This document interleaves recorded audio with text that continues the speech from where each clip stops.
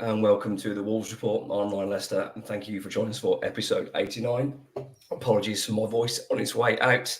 Tonight we'll be looking back at the Brentford game, analysing the Spurs match and giving the player analysis and ratings, taking your questions and looking ahead to Sheffield United. I wouldn't be able to do this without my two midfield generals in the form of our Director of Football, Chris Tyler, and our club captain, Mark Knock. Well, we have to start with the miserable bit first before we talk about Wolves' fantastic 2-1 win at Spurs. Knocky, take us back to Brentford and tell us where it all went wrong. I thought you were talking about Tyler then with the miserable bit. We saw it coming, I think, didn't we? I mean, Tyler called 2-0, to be fair to him, to Brentford. And it's a rancid score to get right. It's rancid. Yeah, I did an optimistic 1-1, but they're just a horrible team, aren't they? We knew how they were going to play. They made it horrible. They made it awkward. But we didn't help ourselves because we gave away two really, really poor goals. I mean, the first is a free header from a corner that I don't know why Dawson's ducked out of it. Even if you get a call from maybe had a call. Yeah, but you don't leave it from a corner, surely. You just deal with it, don't you? If you're not 100% sure, you deal with that. And then the second, again, it's a loose pass from Dawson, and you know they've punished us with a clinical striker. So it was just a disappointing game, but I wasn't too down about it, to be honest. I didn't expect anything out of it. I just think the way they play, they sat so deep. I mean, I was in the perfect view to see their shape, and every time we attacked, they had 5 sitting across the 6-yard box. They had 4 just in front of that, and then either Tony or Morpie would drop into deep line midfield to have extra support, and you can't pick your way through that. We need a bit of space to play. We need a little bit in behind. And we just weren't able to affect the game. Cunha went off injured, but to be fair, we could have been a goal or two down by the time that happened. So although it did affect the game, it didn't really affect the scoreline, I don't think, because it just wasn't a very good day for us. But for all the good performances we have, you're going to get those. It's every team's the same. You're going to lose daft games, and it was really frustrating. But it's just one of those things. I was pretty much over it as soon as I got home. But in fairness, Tyler, if you're going to play a team 4 times in the space of 6 weeks, it's very unusual, unless you are in completely different divisions. Eventually, they're usually going to balance themselves out. And in terms of the table, Wolves are only a little bit better than Brentford. Beat them 4-1, beat them 3-2, drew 1-1. It kind of felt like it was happening, which you called. Yeah. I mean, I've all seen the tweets already this week about every Wolves fan saying we'll lose Sunday. It's just the Wolves way, isn't it? It's what we do. We were all accustomed to it. I think that for me, the manner was like, it could have been like 3 or 4 at half time. That was the concerning bit.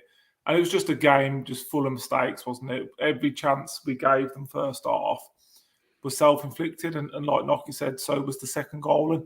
And that's the bit I think that annoys me. Like, if teams come to Molineux and they tear you a new one and they pull you apart and they score quality goals, you sort of don't mind it. But when you're giving away chance after chance, I mean, we're lucky the Mopai chances fell to him and not Tony, because I think it could have been a bit embarrassing otherwise. And although second half we huffed and puffed, I don't think we ever really laid glove on them, to be honest, did we? It changed on the Dawson header, didn't it? If that goes 1-1, I think we might go on and get something, but fine margins, and he was offside. So, but to answer your question, no, we had the cup win, the league win. We'll probably have taken that out of the 4 games, wouldn't we?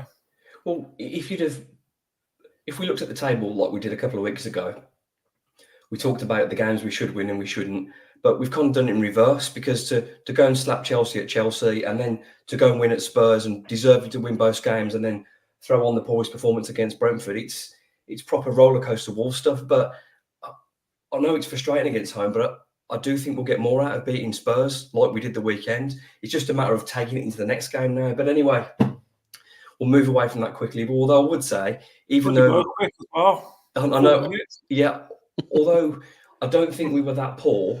I mean, it was an average performance, and they did a job on us. What I would say is, Neto probably scores with that header. Dawson's offside. You've still got enough chances there to get something out of the game when you are probably only at 5 out of 10. But there we go. Let's move on to happier times and keep the positivity flowing. Tyler, what a weekend. What a performance. That's the classic away Wolves performance of this season.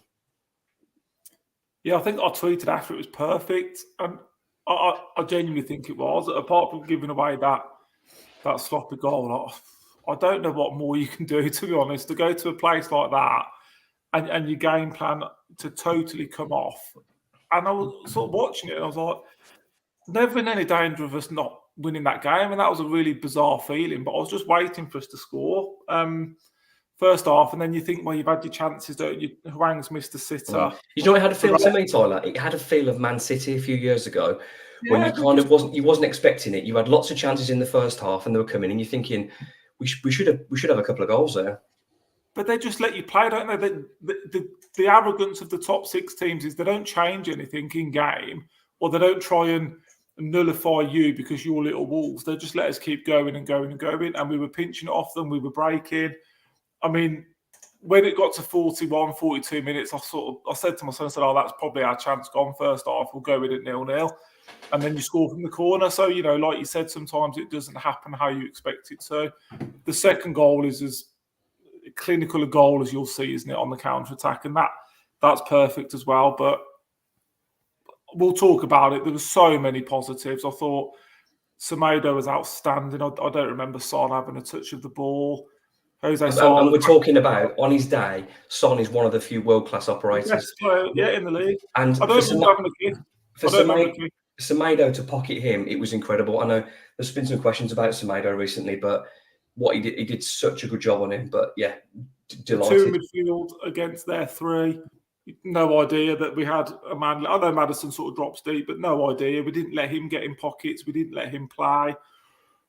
I'm running out of adjectives for like Gomez. I mean, that guy's the world's at his feet, isn't it? He can get to where he wants to get to, really. And everyone to a man, 8 or 9 out of 10, I thought. Just a perfect away performance.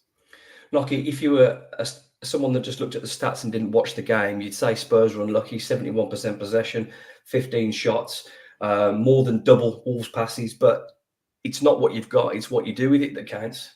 I think you've been told that before. But in terms of clear-cut chances and opportunities, Wolves were miles ahead and probably could have had 3 or 4 goals.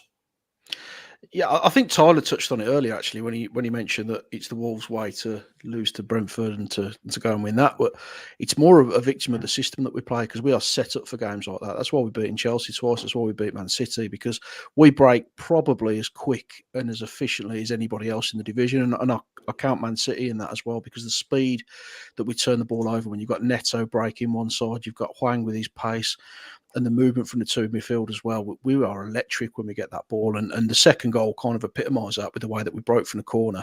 And there was intelligent passing as well. We didn't just try and swipe it clear. We won the ball, and Gomez plays it, and then he just carries on his run. But he doesn't go, on a lung busting run forward. He just jogs himself into the area and waits for the opportunity to come. So it was an excellent performance. I think tactically it was like Chris said, it was perfect. The system was spot on. We kept our shape. When we did lose the ball, we were instantly back in that shape. We didn't get pulled out of position. And the goal we conceded was poor. We were asleep from the kickoff in the second half, and it was a little bit too easy for them to get through into that position. He got a couple of deflections to get there, and he's the only way he could get that pass by hitting it on his run. I know he shouldn't have got there, but I think there was more fortune to that goal than Wolves switching off.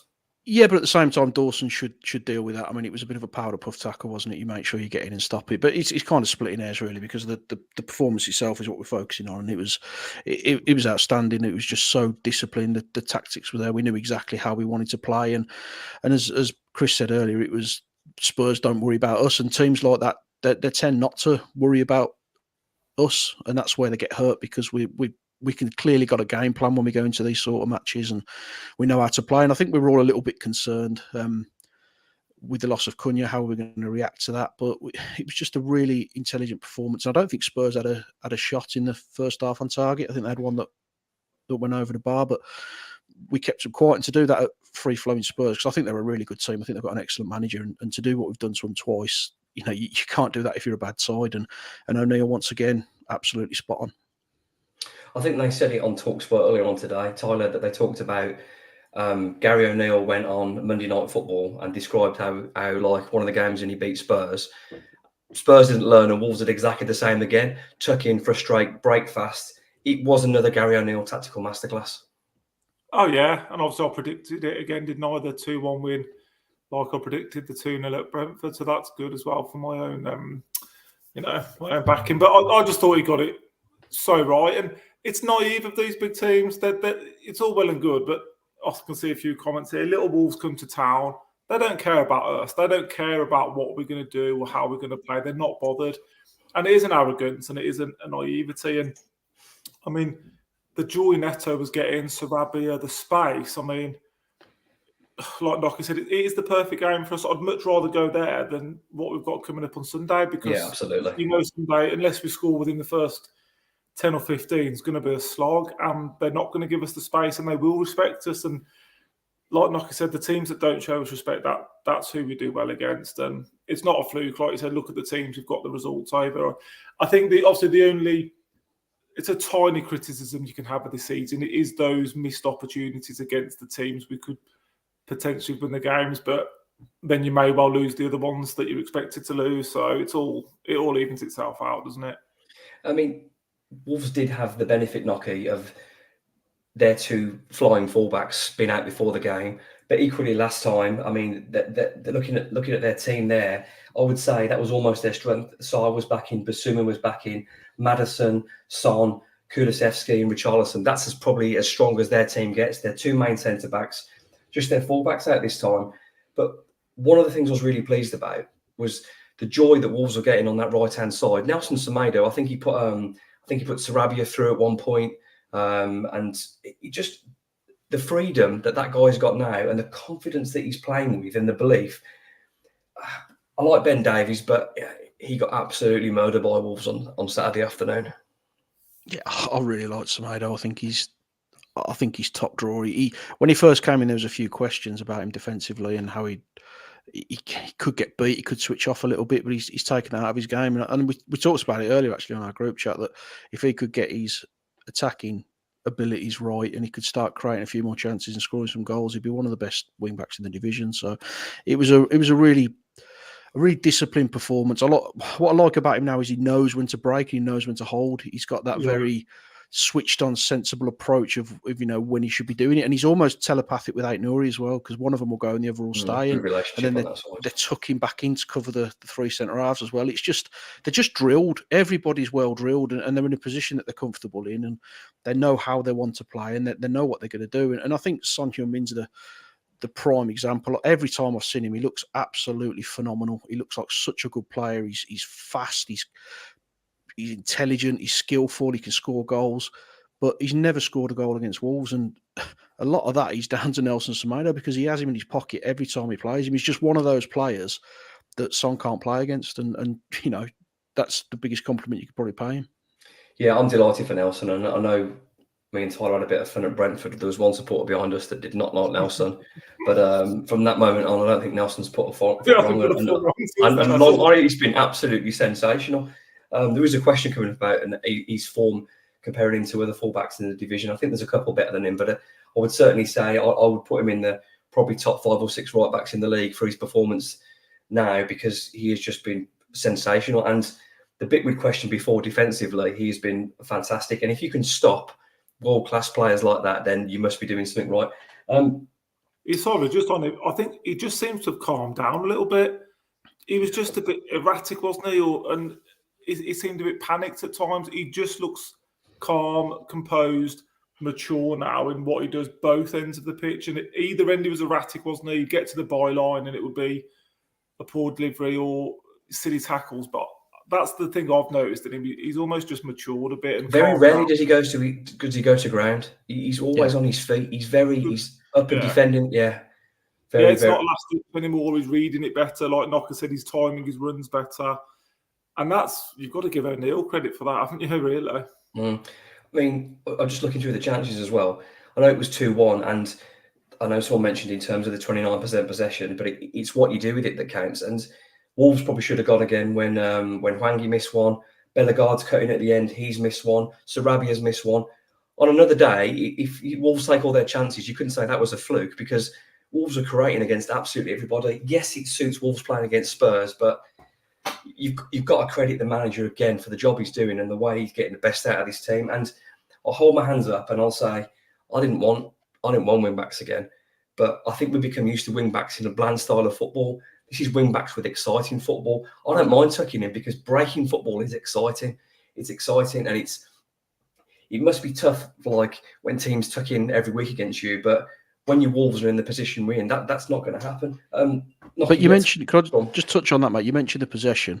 That's exactly what we want to do away. We don't want the ball away from home. We want you to come onto us when we want to break. So we are intentionally giving up possession because we know we can hurt you on the turnover.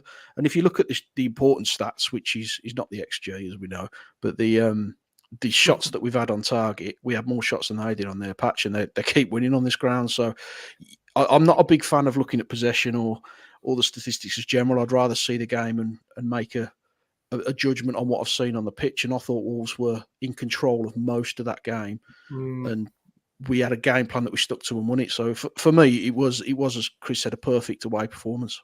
Absolutely. Wolves 7 shots on target to Spurs 4, and I would say most of those as well, from my memory, there were proper really good chances as well. On another day they could have had more, but yeah, absolutely delighted. Let's go through the individual performances.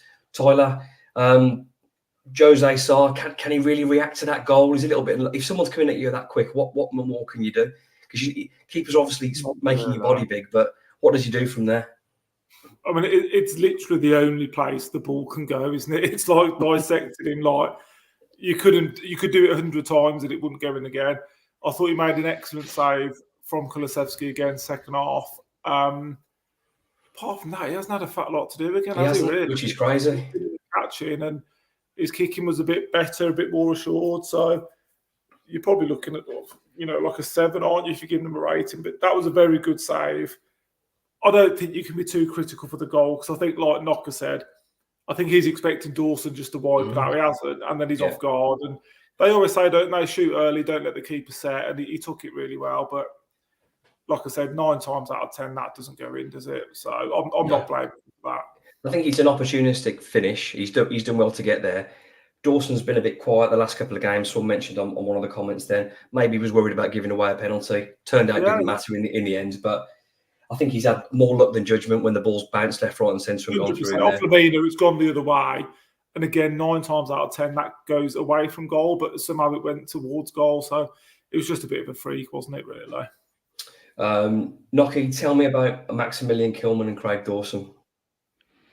They didn't have a great deal to do, as daft as it sounds. I mean, look, as we touched on the goal, I think Dawson should do better, but he's not alone in that. We have to stop the throw-in from coming into our penalty area, into the striker's feet. That's the first step. And I think maybe there is a little bit of I don't want to give a penalty away here, but I just want him to be a little bit stronger in that situation. But other than that, he was hitting some good crossfield balls. He was comfortable in what he was doing. I don't think he was ever under too much pressure. Same with Kilman, really. He was distribution was good. He was solid in his position. And again, I don't think they were particularly well tested. They were screened really well by Lamina and Gomez. And I thought the shape helped us because they weren't getting down our flanks, which is where we've been hurt in the last few weeks. We were very regimented in how we played. So they were both fine. But I'd say if you ask them to compare that to other games we've had, that's probably one of their easier afternoons. Yeah, it doesn't seem, if you're saying you've only got 29% possession, it sounds like you're getting a hammering. But the most compliments we could pay those back threes, that Wolves looked quite comfortable. And if anything, Spurs were getting frustrated as the game went on. Yes, they had lots of ball, but they had lots of ball in neutral areas where it's going left to right, because there wasn't really that many opportunities. It's got to be possession with intent, hasn't it? I mean, I remember under the Glenn Hoddle days, we used to have 89% possession, but we used to spend 50 minutes knocking it round our back four and not going anywhere with it. It's all very well having the ball, but you've got to have some intent behind it, and that's what Spurs didn't really have. They couldn't pick holes in us. They couldn't find the gaps. They were trying to force mistakes from us, so they kept moving the ball through midfield, but those mistakes just weren't coming. So possession's all well and good, but you've got to do something with the ball. Absolutely. I'll purposely save this one for you, Tyler, because I want to talk about Toti's little run on the left-hand side. The messy run down the left wing. He's gone left. He's gone. I think I was in the toilet, lad. Sorry. But big part of a back three. Yes, he's one of the more limited players. That is by no means he's terrible. But he's more limited on the ball than Dawson and particularly Kilman. There's no question about it. But Toti played well at Spurs, and he played a big part in that win. He fully warrants his place in the side at the moment. I wouldn't doubt it at all. I mean, the run, was glided through those defenders, didn't they, almost? But what I like about him is that he he's good enough and athletic enough to sort of make the numbers up in midfield when we have to, and he's just getting better every game, isn't he? You can't deny it. But first halves at times he was almost doing that role he did against Man City, where he pushed a little bit into midfield. And I think you said, you don't want a 3 in wing backs, but I think this system's very fluid, and I think it's fluid partly down to him in a way, because he sort of covers the left centre back area, the left back area, He's quite, like the he did left at Molineux. midfield. He's quite happy to follow Kulusevski. If Kulusevski comes deeper, he's quite happy to go and snap and have a bite at him. And he's done that. Again, we've talked about it a million times. He's better in this game against better opposition because he's got one job to focus on and one job to do. Now, against Sheffield United, I'm arguing that I drop him. Nothing personal, but he's going to have more time on the ball. He's going to have more space. And do we swap him out for someone more creative? We were having that chat on the group today, weren't we? And that's not a negative against him by any way, shape or form, but he suits the games like your Tottenhams, your Villas, your Man Cities. He just suits them so much because of his natural ability to press and be quick and strong. But I normally see him put a foot wrong or make one mistake, but I don't remember anything from Saturday. I thought he was very, very good. He's very, very good. And it's a compliment to his defending side of the game without the ball that he's had games against these top 6 teams. I mean, Diaby earlier on in the season, Phil Foden. I know Kulusevski scored. I'm not going to put that on Totti, but he's playing against these players, top 6 footballers, and stopping them, nullifying them through games. And if you're doing that to the likes of Phil Foden, you must be a good stopper. Noki, moving on to the wing-backs. Ryan Aït-Nouri and Nelson Semedo. Yeah, I think we've kind of covered these, haven't we? They were both excellent. They were intelligent with their runs. They were intelligent with their movement. They didn't overcommit. They went at the right times, and they looked a threat. I mean, Semedo could have scored. It was a decent effort, which is actually a mark of his improvement as well, because he was putting them out of the ground a few weeks ago. So the fact he's hitting the target and driving us forward, I thought they were just really solid performances. They did exactly the job you want them to do. And you know what you're going to get from an Aït-Nouri. He's going to go forward. He's going to bomb on. He's going to try and beat people. He loves to go on a run, but you didn't see too much of that from him. He was much more disciplined in the way he played. So again, I think they've had more difficult games. And when you look at who they were up against, with Kulusevski on the one side and you've got Son on the other, to have a relatively comfortable performance it's a mark of what a fantastic display it was around. I mean, it's not often we talk about. Sorry, my voice is going again. We talk about Nelson Semedo in a more positive way than Aït-Nouri going forward. But I thought, Tyler, that going forward, Nelson Semedo was he's unlucky not to score, but in terms of the space he had on that side of the pitch, he's lucky not to have an assist, and he's unlucky not to have a goal. Yeah, the pass for Sarabi was perfect. Yeah. Could have had a goal. Like we said, he's just making right decisions now, and he's making them more often than he was. And like we said, we've all rated him, but we've always said the one thing that he can improve on is his numbers. And I know people will argue stats are important or stats aren't, but for him to get to that next level and maybe to outgrow Wolves and get the big move, it is his numbers going forward. It's his assists. I think he gets 1 assist a season on average, which you'd argue as a right wing back might not be enough if you're looking at Trent and Trippier and others. That's probably the only area of the game for me you can improve on. And I just think he's matured now. He's at the right age. He's settled down. And I think maybe Aït-Nouri as well. We've said Son didn't get a kick, but nor did Kulusevski really. I know obviously he scored from the throw-in, but nothing came down that side. And that's another positive for Totti, that Totti lets Aït-Nouri almost do what he wants to do, really. Yeah. He gives him that limit to play. Absolutely. You'd say with others you'd be susceptible to a ball in behind, but Totti's got that bit of pace about him where he can afford. Yeah. If he's doubled up, you can sort of trust him that he's going to make the ball. This is a 50-50 in terms of his pace. Noki, moving on to probably the most important part of Wolves' win the weekend, the midfield two. There's no doubt in my mind that this is the best pairing. I don't mean that disrespectfully to Tommy Doyle.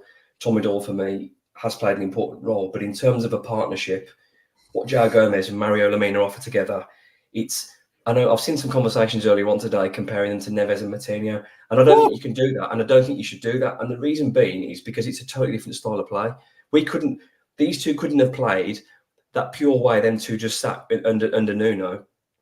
And these two couldn't have played that way, but Neves and Martinho couldn't play this way now. Neves probably could to a certain extent, but in terms of these guys doing that with a bit of pace, yeah, I just think that those two are perfect for this kind of performance. It just works, doesn't it? They just know what each other are going to do. They complement each other so well. And I'm with you. I don't like the Martinho and Neves comparisons because those were Different style of play. Different style. Two of the best players I've ever seen at this football club. They were absolutely phenomenal, and they were always welcome back as far as I'm concerned. But we're a totally different side now. We've got a new dynamic. We've got a new way of playing, and these two get us up the pitch in a different way. We're not looking at the 50, 60-yard rakers out to Johnny or to Doherty, and then trying to get it into Jota and Adama like we used to do. Now it's more fluid. We're going to try and play through you. We're going to break a little bit quicker from deep, and those two are a massive part of that. And Lamina just seems to be everywhere. I mean, you're up against three really talented midfielders at Spurs, and they were just so comfortable. They were so disciplined. There was no panic when they did get the ball. There was no just lashing it away, and you saw that with the second goal. Gomez picks the ball up inside the D, and rather than just slashing it, he picks that pass to Neto and follows it up and ends up getting himself a second goal. They're just so good, the pair of them, and take the goals out of it for Gomez. I thought the first, by the way, was an absolutely outstanding header, but take the goals away, and he's just such a good player. His ball recovery, as we've said before, I've never seen a player play for any team who recovers the ball the way he does. He's just absolutely, he must be a nightmare to play against. If you do get through him, you've got Lamina smashing into a tackle from the side. We've just got two big, horrible midfielders who can play football, and it's absolutely phenomenal to watch. They're just, it just works. That's all I can say. It absolutely works. Tommy Doyle's a good player. I like Tommy Doyle. He has got a future in the game. But for me, those are the two that start week in, week out if they stay fit. Absolutely. I mean, I know you said they're big. Physically, they're strong, athletic guys. I don't think they're huge. But the strength of them, when they get alongside somebody, you don't see them get knocked off the ball. They're winning their 50-50s. But one of my favourite things, Tyler, about the pair of them is the way they do a measured press. It's not just running around chasing shadows. If one of the opponent midfielders turns and faces his own goal, that Joe Gomez tackle he put in, I think it was in the first half, he's absolutely gone across him and got the ball first. It's that intelligence to when to know to play the aggression that really impresses me. Yeah, I said it. We both said it. I mean, I've not seen a player win the ball back like he does. His technique to do it is almost not what I've seen before. And Lamina, me and Nocky used to have a bit of a banter about, didn't we? But just phenomenal. Like, take Gomez's 2 goals away, and he's probably still a good performance. He was that good. But if he can, I mean, they were his second and third goals for Wolves, weren't they? If he can start to add goals to his game, then crikey, you've got a player on your hands, haven't you? Because he can go wherever he wants. Basically, he's that good. Do you know what I did notice? And maybe it was tactical. In certain games, we've seen Mario getting into the box. But this time it was like the other way around. It almost, because it was, I know Joe Gomez was sort of having a reasonably fast jog, but he wasn't busting a gut. He was waiting for Neto to cut it back. But it's almost now like they alternated it a little bit, because usually we've seen this season now Mario getting up a little bit further. They seem to switch it round, Nocky. So that was a little bit of a switch from the midfield pair. But that's the relationship, though, isn't it? One goes, one holds. That they know what each other's going to do. They've got that understanding, and they should have, really. I mean, they've played together a lot. They've had a lot of football. They've been in a lot of wars together this season, and they've just built up that relationship where they know who's going to go, who's going to hold, how they're going to rotate it. But I think that what it does really shows you that the transfer business isn't just about throwing money at it. So I think we picked up Lamina for 9 million. I think Gomez was 15 million. And then you compare that to what we spent on Guedes. You haven't got to throw money at things. You can make those intelligent deals, and we've absolutely done that. And I know the Brazil manager apparently was at the Tottenham game, so we could have 2 full Brazilian internationals in our ranks, which is absolutely incredible, really. But those aren't words I was expecting to come out of your mouth ever, to be honest. No, but you look at Gomez now. Is there many better in the league at doing what he does? I know it's early in his career, but he does that job so well, and that ball retention, I think he walks into any team in the division. Yeah, he's Those two are very Not good. getting carried away, so. We've We've got the best right back in the league, the best centre midfield in the league, and we're scraping 11th. It can't be let us enjoy our win, you miserable bastard. But jokes aside though, that's what we're looking to achieve, isn't it? Like with the Pedro Neto, we pick him up for peanuts. You bring him through, you develop him, you sell him for a fortune. That's exactly going to be the plan with Gomez, because then you go back in and you buy 3 or 4 players. You just have to find the next with one. that money. Yeah. You've just got to find them, and I do think he's maybe not there yet. I maybe get a little bit carried away, but from what I've seen of him, this is a player who I don't see a ceiling for him. You know, you can look at some players and think you're probably at your level. I don't see that with him. Casemiro starts for Brazil. Now, tell me João Gomez isn't better than Casemiro. I'm not swapping Casemiro for Gomez. Absolutely not in a million years. Not just in a million. Who's their manager? Gareth Southgate? Let's not talk. That's a sore subject. Let's not do that. Let's enjoy a positive podcast. What I think Gary O'Neill has done as well, obviously, because most of these players aren't his. I'd say nearly all of them aren't his players, but he's getting the best out of people at what they're the very best at. He's not expecting Gomez or Lamine to beat loads of people, like running through the ball, Mateus Nunes style. He's not expecting to pass it like Neves. They're playing a style of football that gets the very best out of them. Both of them are neat and tidy. They can be a bit creative when they want, but they will give the opponents an absolute nightmare. Play to that strength, play the best of Wolves. And I can only praise the manager for getting the best out of this team so far. Let's move on to the forward line. We can have one each here. I'm going to give you Pablo Sarabia, Tyler. I know you love him. He's got another assist. He's purring. He's back in the team. He's purring. He's unlucky not to score. Again, the man that's linking it all together. I mean, I could show some of the messages from Nocky from earlier in the season, couldn't I, about Sarabia? And what about the Lamina ones, was that? Just kept telling him to stick with him. Just stick with him, and you can... Class is class, isn't it? This is the thing with him. He's always had it, and now we're starting to see it week in, week out consistently. And I think the best thing for him, he's got Bellegarde breathing down his neck. He knows he's got to perform. He knows he's got to keep his place in the side. And make no mistake as well, when Cunha's back as well, there's nobody that's good, other than Neto, nobody's safe, are they? Well, and it's just nice options to have. But we've talked about on this podcast a million times about the games that suit him, don't they? And I mean, Saturday's one he probably dreams about. He's given the freedom of Tottenham. Yeah, do what you want. Do what you want in North London. No one's going to mark you. And I used the word with him and Gomez because we had the conversation about when they came on, we were a different team. And he just gives us, again, that calmness. It's not 100 miles an hour, stupid breaks. We don't know what we're doing. He just brings a bit of a calm head to the situation.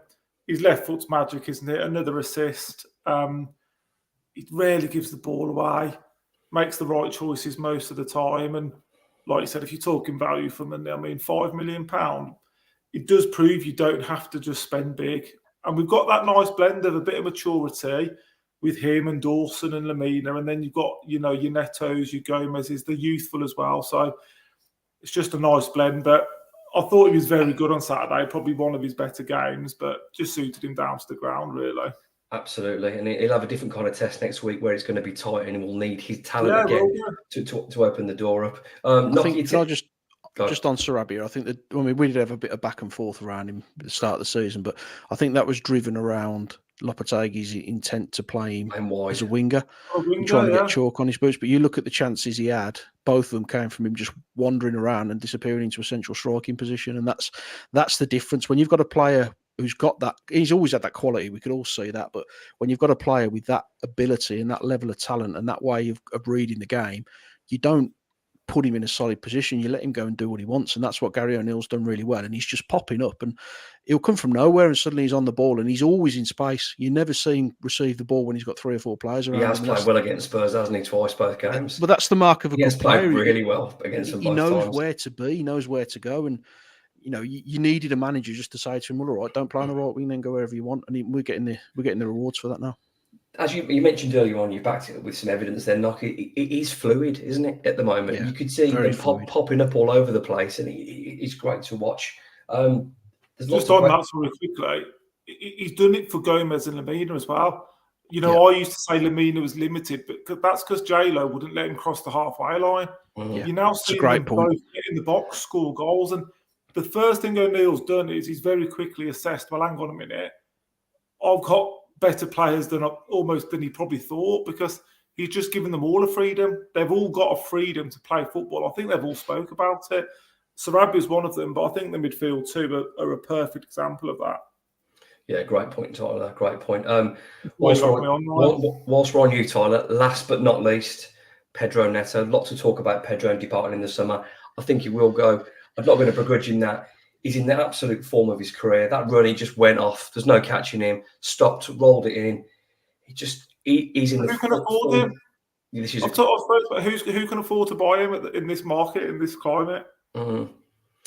I don't normally over egg it with players, but I want £100 million for him. And who's paying that in this current market? Well, there's probably only Arsenal, Tottenham, Chelsea, Man City, or Liverpool. That's it. And that's Spanish clubs will find the money, though, won't they? Your Real Madrids and Barca. Doesn't matter how bankrupt they are, they always find 100 million when they need it. But he's one player. If we sell for less than his worth, that won't go down well with the fans. I'd like to think it's changed. We've got what we've got from Neves and Nunes and Collins. It seems to think we're playing hardball a bit now, but he's £100 million footballer. Mm-hmm. The guy is an absolute joke. I think you mentioned Gomez can play for anyone, and I said it a few weeks ago. Neto, for me, can slot into any team in the Premier League. He could replace Mo Salah at Liverpool. He's better than Doku at Man City. He's probably up there. He's better than Martinelli at Arsenal. He's better than Kulusevski. He's that good. He gets into every team.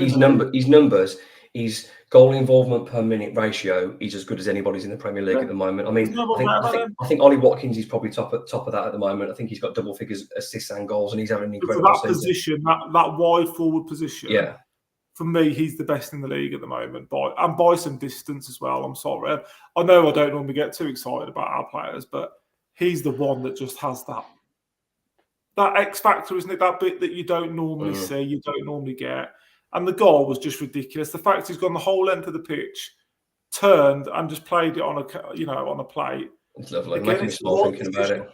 It's the right decisions again, and again, you've got to give O'Neill credit, because before Nocky, you was rightly critical about his numbers years ago, because he'd have probably run out of play or tried to have a shot with his right foot or not done the right thing. But every decision he makes now is pretty much bang on. And the goal was, I want big bucks. Yeah, the goal was a bit more spectacular because of the length of the run, but it had the feel of that Chelsea goal when Neto went again, and he just went and cut back. That seems to be, I mean, Man City have scored 1,000 of those goals. That's becoming a Wolves goal now. Using the pace, getting there. We saw it, I think, against Man City. We saw it against Villa. We saw it against Spurs. We saw it away at Chelsea. That side of the pitch now, that's becoming a regular Wolves goal. He's our most valuable asset, isn't he? He's probably the most valuable asset we've ever had at Wolverhampton Wanderers. And for me, he's a better player than Jack Grealish, and Villa got 100 million for Jack Grealish. So, and you're going a couple of years ago now, the market's inflated since that with all the Saudi money coming in. So I love him.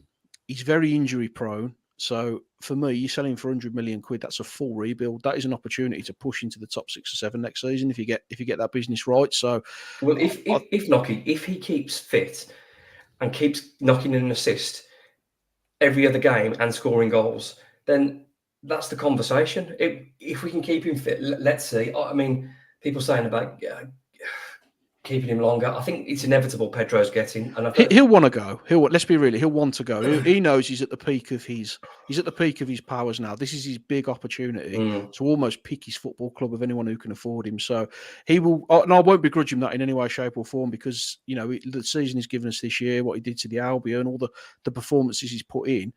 I'll never begrudge a player going when they're giving 100% for the club. But from our perspective, he's only ever a game away from a long-term injury that puts him out for 3 or 4 months. So it's an opportunity for us to cash in and for him to get his move and for us to fully rebuild our attacking structure. And it's an opportunity I think everyone involved has to take. But as Chris rightly says, it has to be the right player. And if it is going to be a British club, you think there's going to be players coming the other direction as opposed to money. So there's a lot of very big decisions to make in this window, because he absolutely what a nice position to be. He'll go. We'd have been talking about, can we get 17th? We're still in the FA Cup. We're a couple of points off a European place. Yeah. And we're talking about a record ever sale and one of the biggest in the Premier League. Fantastic having this conversation. I missed off and I forgot to do it. I didn't do it on purpose. Hwang Hee-chan. First game back, wasn't a Tyler. lot to talk about, mate. So on to the questions. So it was the Hwang we all know and love, wasn't it?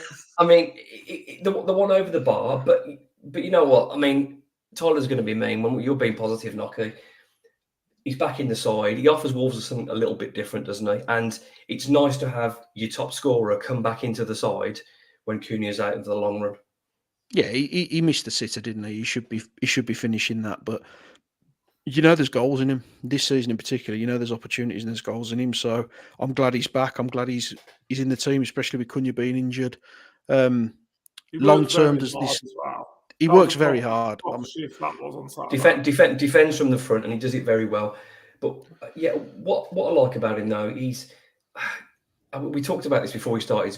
You can trust him without the ball. He's going to do all the dirty work. He'll track, he'll press, and he's found a bit of magic this season, and hopefully that continues. And I always say this: I start worrying about my forwards when they don't get chances. If you're missing chances, you're going to get more opportunities. You missed one on Saturday. He's missed them before. Hopefully, he'll be back on the score sheet on Saturday. He'd be a dream to play with because he's the work rate he puts in, the space he creates for his attacking teammates, and he's up and down. He causes chaos. So he's an asset to us. He's an asset to us as a club. And again, he's a player we picked up for peanuts, really. So 12 million, yeah. Business. 12 million. You are listening and watching episode 89 of the Wolves Report. Chris Tyler, Mark Knock, and myself, Ryan Lester. We look back at Brentford within the Spurs match and player analysis. We're going to take some of your questions now. We've had lots of questions. We'll get through as many as I can. I'll pop a tweet out the day before or the same day, getting as many as I can. I've had so many this week, so thank you for the contributions. Some of the questions have been duplicated, so if it's not your name, I have seen your question, but thank you. Let's talk about Nelson Semedo, Andy Hipkins. Which Premier League right back or right wing back has been better than Nelson Semedo this season? It's an incredible conversation to be having. I'm on a flow. I would say Kyle Walker, definitely. I would say Alexander Arnold when he's fit because of what he can do with the ball.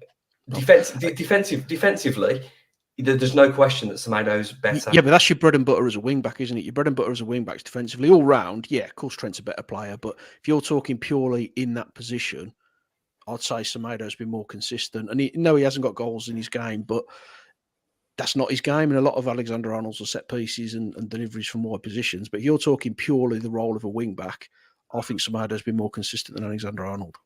Defensively, I would 100% go with you. I would have to say Tyler, we'd probably have to put Trippier in there. The only ones I could think of were those three and Porro at Spurs as given. Porro's having a great. I mean, Porro takes the corners as well. Yeah, who's had more mistakes, Trippier or Semedo this season? Definitely Trippier. And that's exactly that. But where's your bread and butter? It's defending. Trent's got more assists than anyone in Premier League history, so you can't. It's a bit like what you said earlier. You can't really compare them because they're asked to do different jobs. Could I see Nelson Semedo successfully in that Liverpool side? No. But I think he suits us perfectly. And that's the balance, agreed. isn't it? You can't always just compare like for like. But no. The only nailed on one that is better than him at the moment is Kyle Walker. The others, there's debate to be had. So you're talking like two or three. I think Kyle Walker as well is probably the best ever Premier League right back, I would say. I don't think there's any better. I mean, his pace it gets him out of trouble every week. It's his pace, he's an incredible. And he's strong as well. He's an incredible athlete. He's as good. Andy, thank you for your contribution, creating a little bit of debate. Looking ahead to the future, briefly, Sean Smith asked, "What three positions do we need to bolster with Neto's proceeds in the summer?" I think we have to get another forward. I mean, if I'm sick of saying we need a number 9, but we've gone so far this season without a number 9, and we're still flying.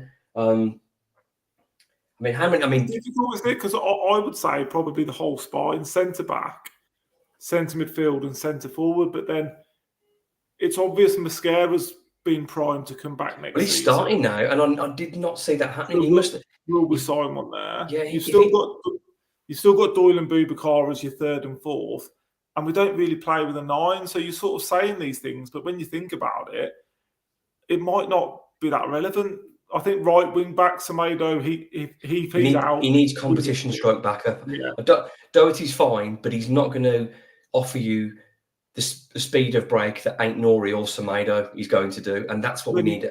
And next come June, Semedo's got 1 year left of his contract. Yeah, but Doherty signed a 3-year deal, so it's unlikely he's going to go. So It's a good question, but it's not that obvious, is it? And I suppose in a way it depends a lot on who goes as to who you bring in.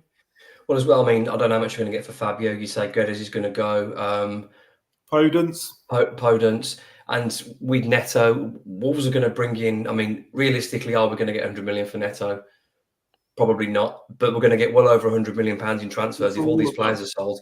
And that is a nice bumper for the summer to be doing a bit of shopping. But depends if Wolves finish 8th or what they do this season, I guess, in terms of who you can attract and where you go. But it's a nice problem to have. Sean, thank you for your question and being part of the show. Carl Whitehouse asks, with the performances of our team so far, is Gary O'Neill a contender for manager of the season?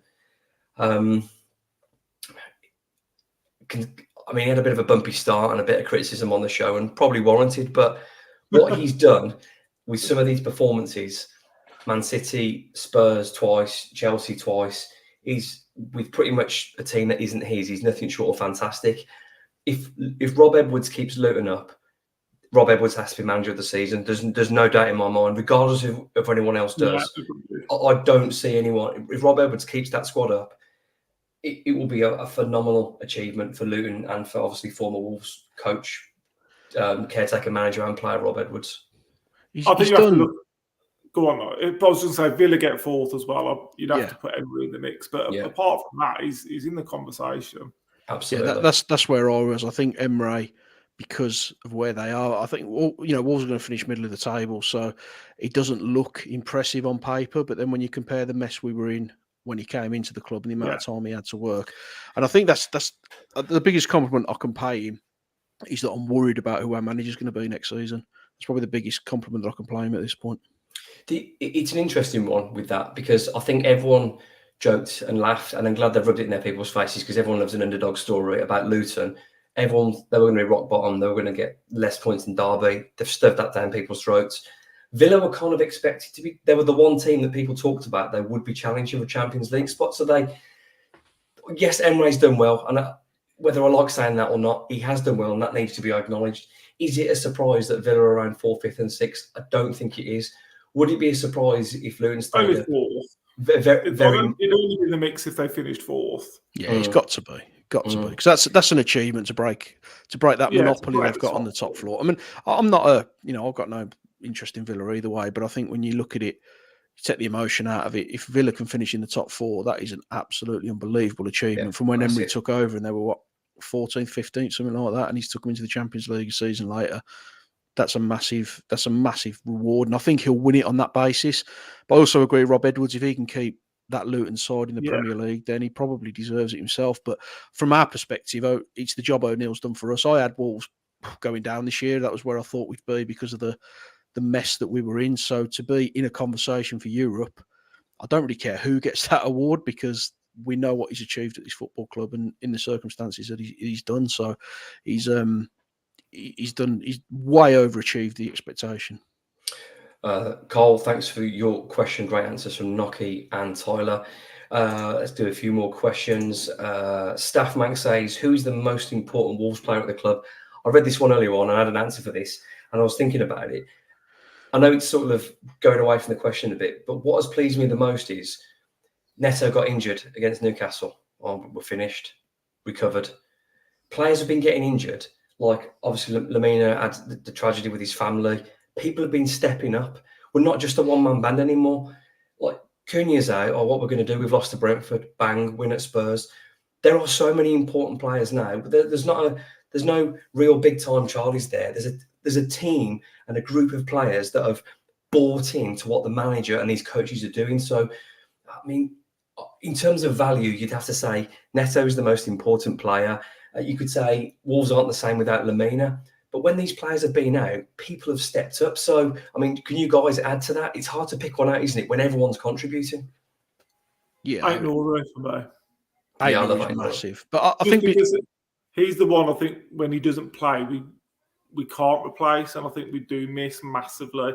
You're either putting Bueno there, who I don't think's ready, or Tota there. Aït-Nouri just gives us that balance and makes us just look a better side. That's my opinion. Yeah, Nocky?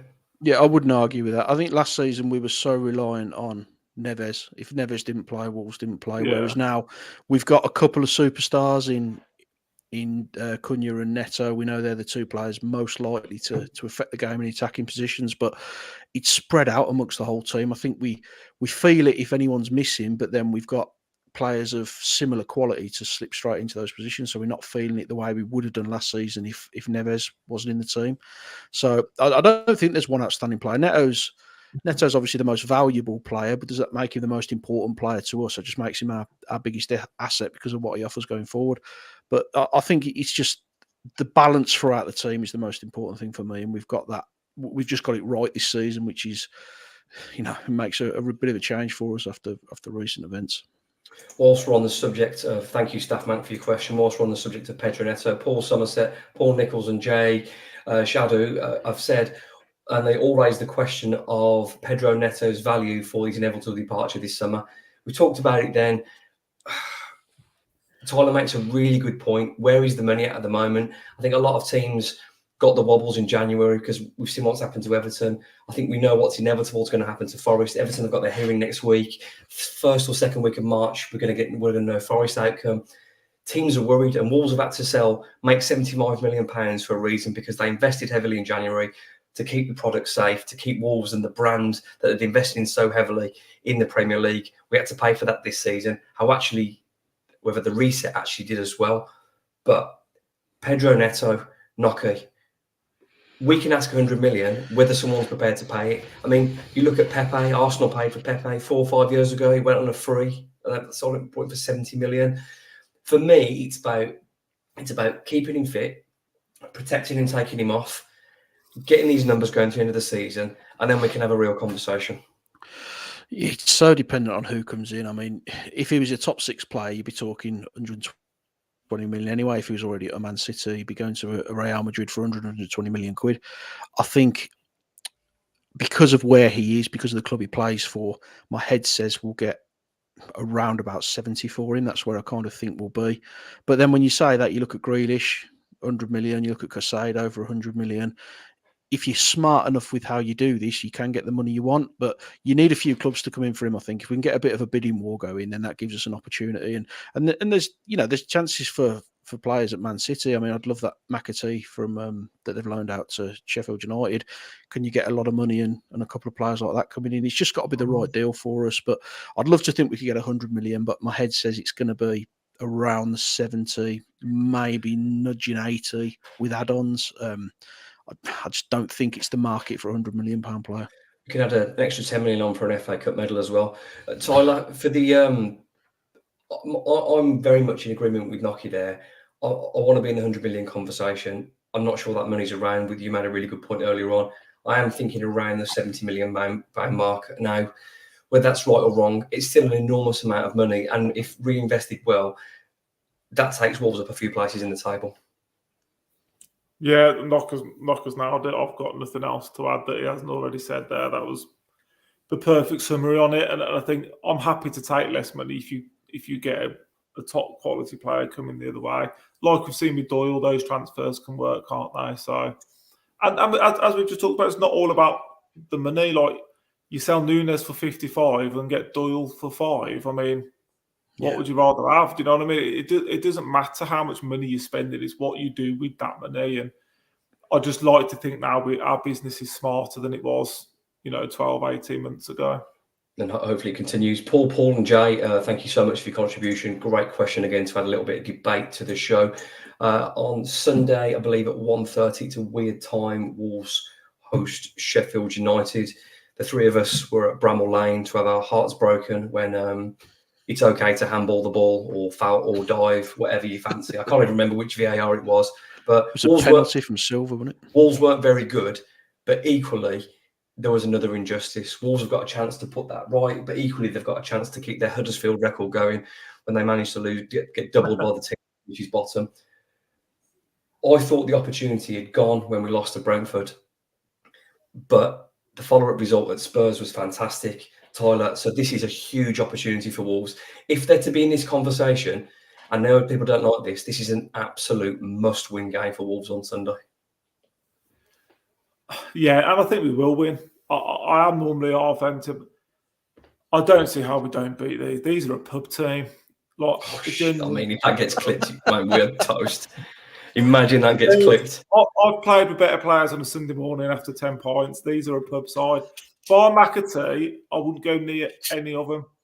And I just think we'll have too much. We'll be too strong. And I know we're at home, and I know they'll park the bus. But yeah, this could backfire terribly. But I think even if it backfires, I'm going to put this clip out, and it is going to do some miles. I just don't see it. I don't see how they keep Neto, Wang, Sarabia, Bellegarde.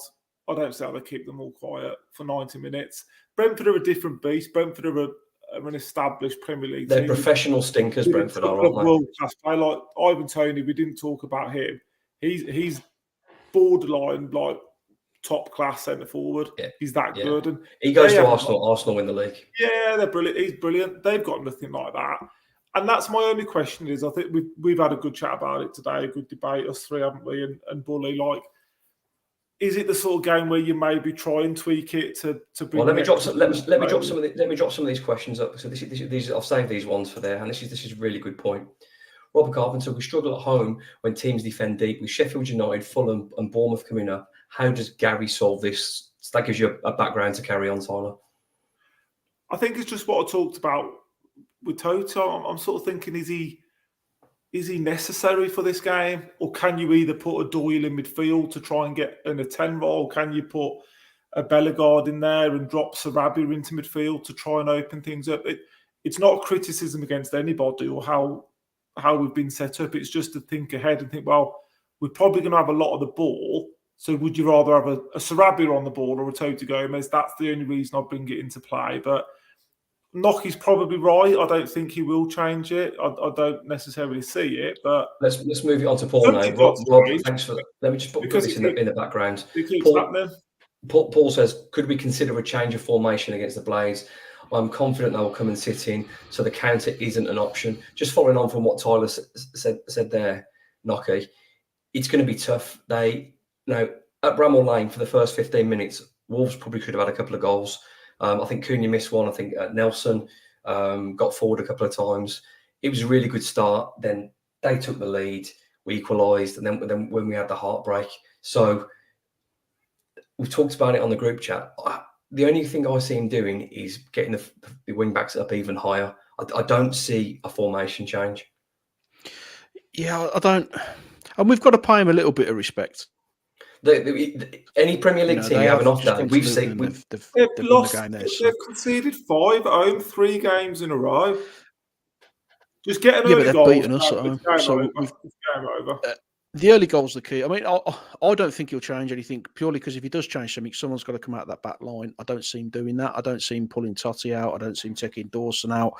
He's not going to take E89 out. So I think he'll stick as he is. But I think that we'll have the 3 centre backs. I think the wing backs will be pushed up to almost play as 2 extra attackers.